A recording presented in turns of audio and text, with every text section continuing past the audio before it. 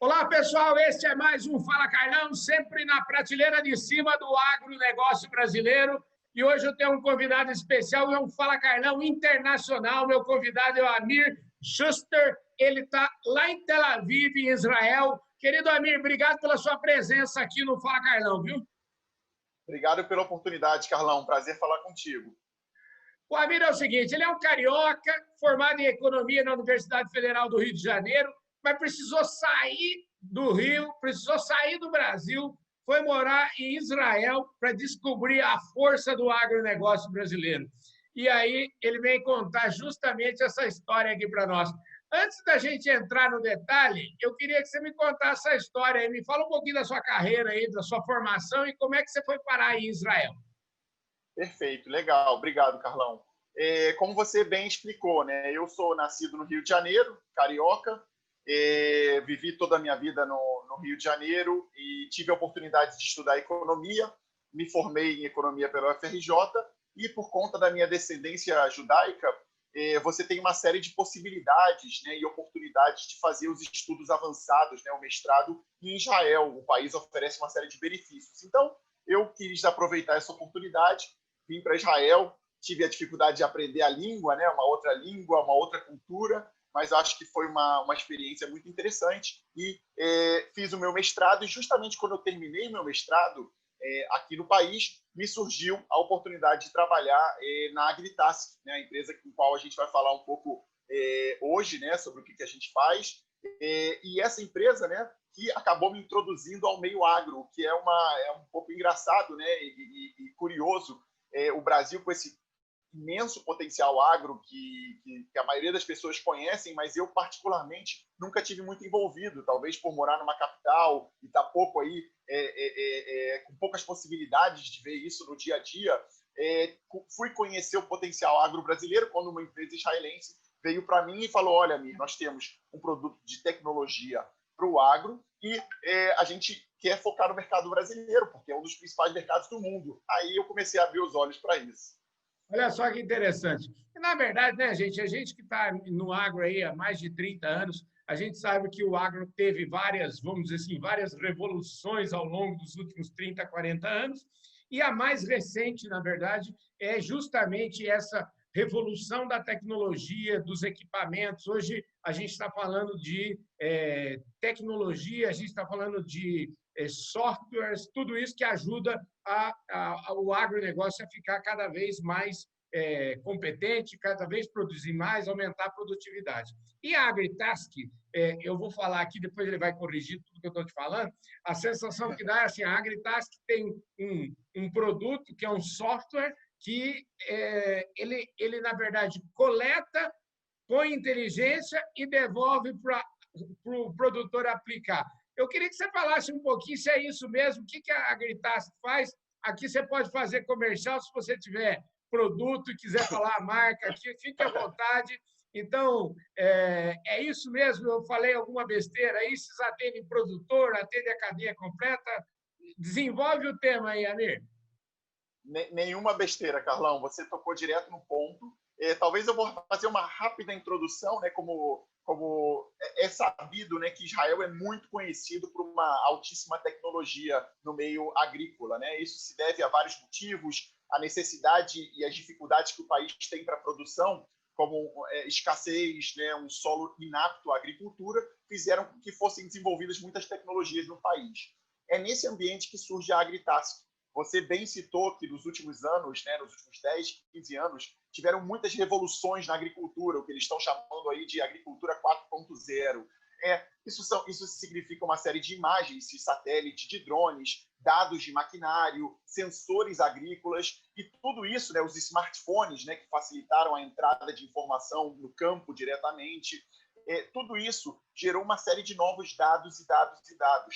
O problema é que esses dados só são úteis se eles são transformados em informação e praticamente em tempo real. Então, o que a Agritask vem fazer, se eu tivesse realmente que explicar em poucas palavras, nós somos capazes de coletar esses dados de diferentes fontes, processá-los, colocá-los em uma plataforma onde você é capaz de ver eles em mapas, em gráficos, você pode cruzar um dado que foi coletado no campo junto com a imagem de satélite, você vai ter uma inteligência baseada nisso, então você vai poder começar a tomar decisões e, no final, você usa a mesma plataforma para sua gestão. Ou seja, você pode enviar técnicos para um ponto onde você viu que tem um problema, você pode, por exemplo, definir quando você quer fazer as suas aplicações com base na qual vai ser a meteorologia dos próximos dias, numa previsão meteorológica. Então, você tendo tudo isso em um só lugar, ajuda e facilita muito aos tomadores decisão, tomarem decisões mais precisas. E, para terminar, hoje em dia o nosso software, né, ele atende diferentes tipos de empresas no agronegócio. Tanto o produtor, né, propriamente, que usa o software diretamente para a sua gestão de fazenda,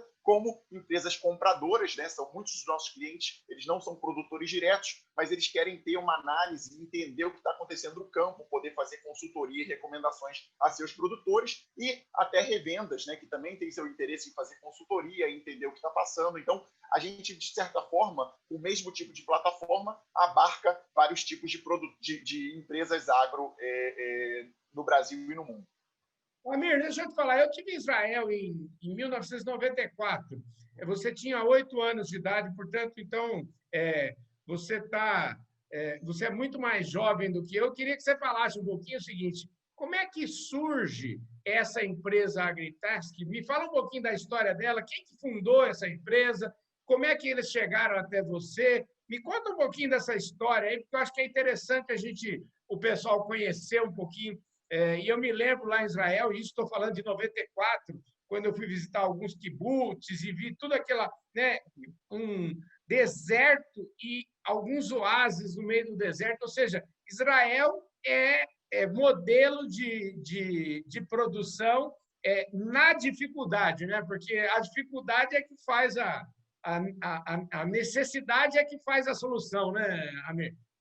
Exatamente, correto, Carlão. A verdade é que Israel é mundialmente conhecido por tecnologia, né, por inovação. Aqui tem um celeiro enorme de startups, e eu estou vendo que isso gradativamente está passando no Brasil também, o que é muito enriquecedor e muito interessante, mas Israel é historicamente reconhecido por essa capacidade de criação de novas empresas. Tem muitas empresas conhecidas como o Waze, né, que é super usado hoje em dia, entre outras empresas que foram criadas em Israel. Isso se dá por N motivos, mas os principais deles é que Israel é um país formado principalmente por imigrantes. Então, a gente costuma dizer, vem ideias de todos os lados, né? Então, tem uma riqueza de intercâmbio cultural e de informações. Você tem um povo que realmente com um nível de educação muito alto, tem muitos engenheiros, né, ao longo da história, proporcionalmente pela população, e tem pessoas muito inovadoras. E aí eu entro diretamente no fundador da Agritask, que é um senhor chamado Israel Freier. Ele já teve 4 empresas antes. A vida dele foi dedicada a criar startups, né? Então, ele tem muita experiência em criar startups. Ele costuma dizer, ele gosta da onde tem mais problema. Então, ele falou, olha, vocês não têm ideia, foi isso que ele identificou, né, quando a Agritask foi criada há cerca de 10 anos atrás, que a agricultura é muito complexa. Segundo ele, mais complexa que a medicina. Que a medicina foi a empresa anterior que ele teve, é uma empresa muito bem sucedida. Ele falou, a agricultura tem uma série de variáveis, tem o clima, tem a planta, tem o solo, tem os químicos que você coloca, tem a semente, enfim, tem tantos fatores que influenciam no crescimento e no crescimento adequado das plantas, que se você não tiver uma plataforma, esse foi o insight dele, a forma dele pensar, que se você não tivesse uma plataforma para fazer um monitoramento completo, seria muito difícil você aumentar mais e mais a produtividade. Então, esse é um pouco da história de criação, e eu tive a oportunidade de encontrá-lo bastante por acaso, e a gente acabou conversando, né? A gente estava numa conferência sobre outros temas, e ele me contou da história da empresa e me contou da possibilidade de atender o mercado brasileiro. E na hora eu vi como uma oportunidade, e desde então eu entrei na empresa. Você hoje é o homem das vendas aí da companhia e dos novos negócios. Então, eu queria que você, dentro dessa linha, eu queria saber como é que é o seu dia a dia, onde é que você, além do Brasil, tem algum outro país importante também que você tem que olhar. Me fala um pouquinho desse seu dia a dia, desse seu dia a dia de quem lidera vendas, marketing, imagina, em novos negócios. Perfeito. Então, a história, na verdade, é muito interessante, porque eu fui literalmente o primeiro trabalhador depois dos fundadores. Então, eu entrei numa empresa muito, muito enxuta, de 4 pessoas, em que você costuma fazer um pouco de tudo, né? Você Legal. traz o cliente, você cuida do cliente, Só que hoje em dia, né, a empresa cresceu muito, graças a Deus. Ela atende clientes em mais de 35 países e eu fui me focando na parte em qual eu tinha mais aptidão, que era a parte de novos negócios e vendas. Então, hoje em dia, a Agritesc é uma empresa totalmente global, atendendo clientes em 35 países, esses diferentes tipos de clientes que eu comentei anteriormente. A gente serve já mais de 1,5 milhão de hectares no mundo, mais de 100 mil produtores. E no Brasil, mas o Brasil segue ainda como o nosso principal mercado. Tá? Então, o meu trabalho do dia a dia, hoje em dia, já é focado em toda a operação global, né? Eu sou vice-presidente de vendas da companhia, mas pelo Brasil ser o nosso principal mercado, eu ainda tenho boa parte do meu tempo ainda conversando com pessoas no Brasil, abrindo mercados, conversando com a minha equipe local. Inclusive, eu costumo dizer que o nosso trabalho ele vai até tardar da noite, porque a gente tem uma diferença de horários, né? Hoje, agora no Brasil, são 11h40 da manhã, para mim já são quase 5 da tarde. Então, minha esposa já está acostumada, né? Meu filho, que eles não podem dormir direito, porque eles me ouvem fazendo conversa até 11 da noite, meio-dia, meia-noite, porque são os horários do Brasil. Mas é uma vida muito interessante, muito dinâmica, de uma empresa que realmente tem crescido numa velocidade exponencial. Você falou alguns números. Hoje, quantos colaboradores são para dar conta de tudo isso? Isso, a empresa hoje em dia já tem 100 colaboradores, né? Cerca de 12 deles estão no Brasil presencialmente. Nós temos escritórios, obviamente, aqui em Tel Aviv, Israel, na Bulgária e no Brasil.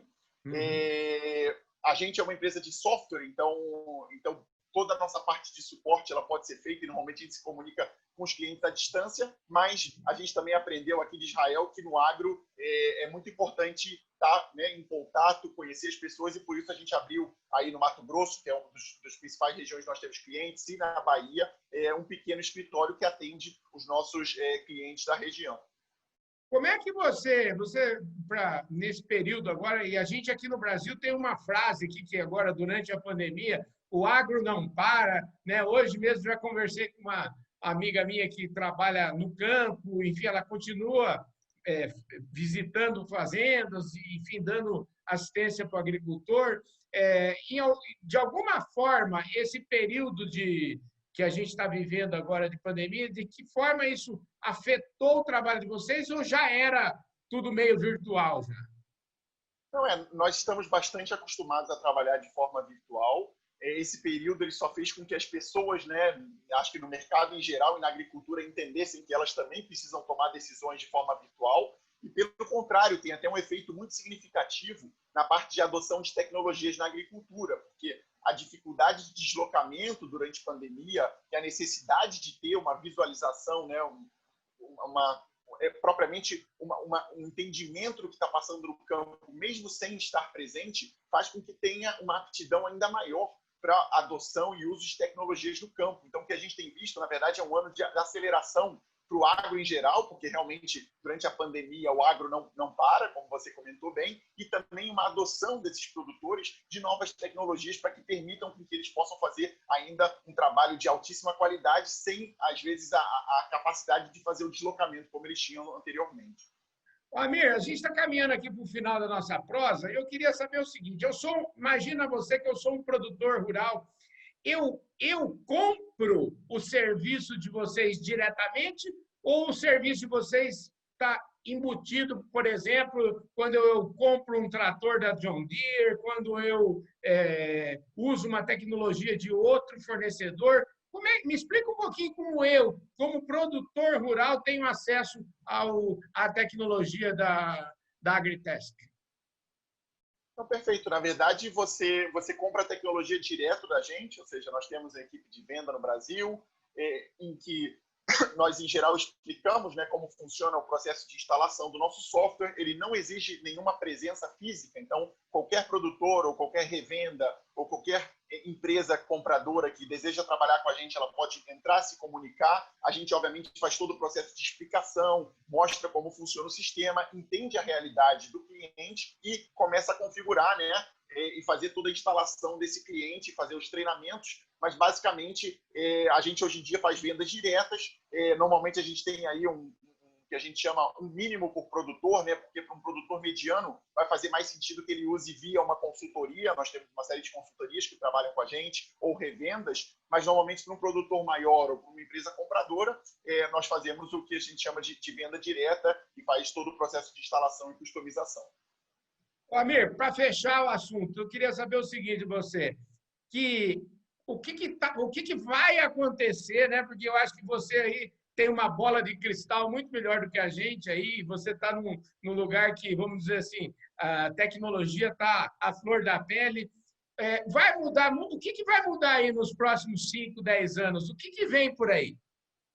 O que vem por aí? Essa é sempre uma boa pergunta, né? Um pouco de futurologia, mas o que eu acredito é o seguinte, Carlão, o agro vai seguir sendo referência nacional, a nível mundial. O Brasil cada vez é mais e mais um protagonista, né, no mercado mundial. Eu acredito que os produtores, as empresas todas do agronegócio têm que seguir um processo que já acontece no Brasil. O brasileiro é muito tecnológico. Saiu recentemente uma pesquisa da Embrapa mostrando que 84% dos produtores brasileiros já usa algum tipo de tecnologia no campo. Então, é muito importante que os brasileiros, né, os produtores brasileiros, sigam nesse caminho de adoção de novas tecnologias. E eu acredito que o Brasil vai seguir um papel muito importante. Essa pandemia só mostrou a importância e a força do agro. Então, como eu vejo os próximos anos, basicamente, num formato em que produtores que não busquem fazer o maior produtividade dos seus campos, eles vão ter dificuldade frente a produtores que sim vão fazer, porque